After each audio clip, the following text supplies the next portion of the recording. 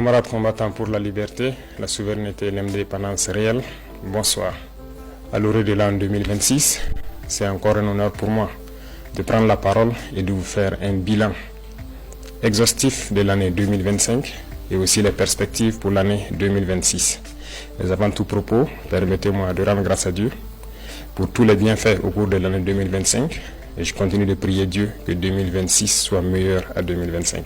Permettez-moi également de rendre un vibrant hommage à nos vaillantes forces combattantes, forces armées nationales, volontaires pour la défense de la patrie, forces de sécurité intérieure qui veillent jour et nuit pour que notre patrie reste et demeure debout. Je prie pour le repos des âmes de tous ceux qui ont perdu la vie dans ce combat contre cette barbarie. Et également, je souhaite prompt rétablissement à tous ceux qui ont été blessés physiquement, mentalement dans cette guerre. 2025 fut une année où beaucoup de projets ont débuté. Parlant du secteur de la défense et de la sécurité, ce secteur qui nous intéresse tant dans ce combat, beaucoup d'efforts ont été consentis dans le recrutement de personnel au niveau des différentes forces. Également, plusieurs formations ont été entamées au sein de nos propres armées de façon endogène, ce qui a permis de créer beaucoup d'unités spécifiques qui font un travail remarquable sur le champ de bataille. En termes d'équipement, il y a eu l'arrivée au cours de l'année 2025 de beaucoup d'équipements lourds, mais également des équipements stratégiques que nous n'avons pas voulu présenter. Cet équipement va se poursuivre et le renforcement des effectifs va également se poursuivre au cours de l'année 2026 et la guerre va continuer à s'intensifier et notre armée va continuer de monter en puissance. Plusieurs opérations ont eu lieu sur le théâtre des opérations.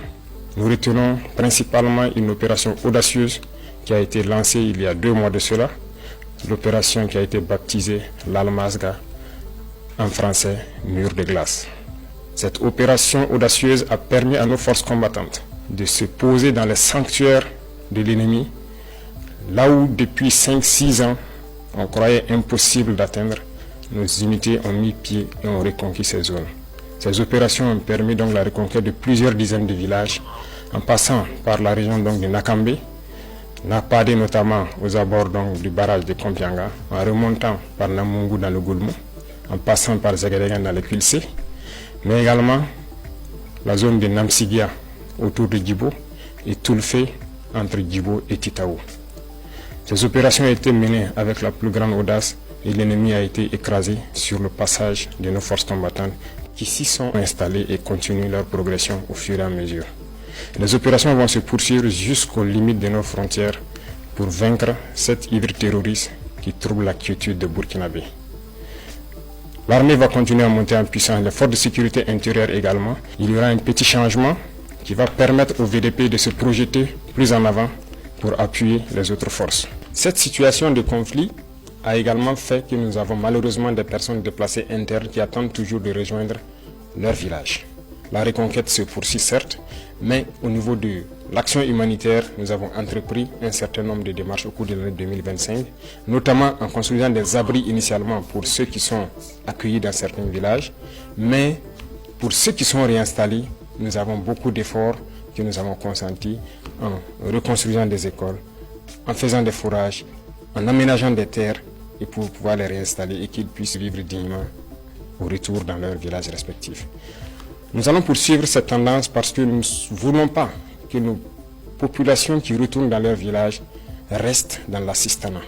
Nous voulons qu'elles puissent contribuer, qu'elles puissent produire et pouvoir vivre dignement.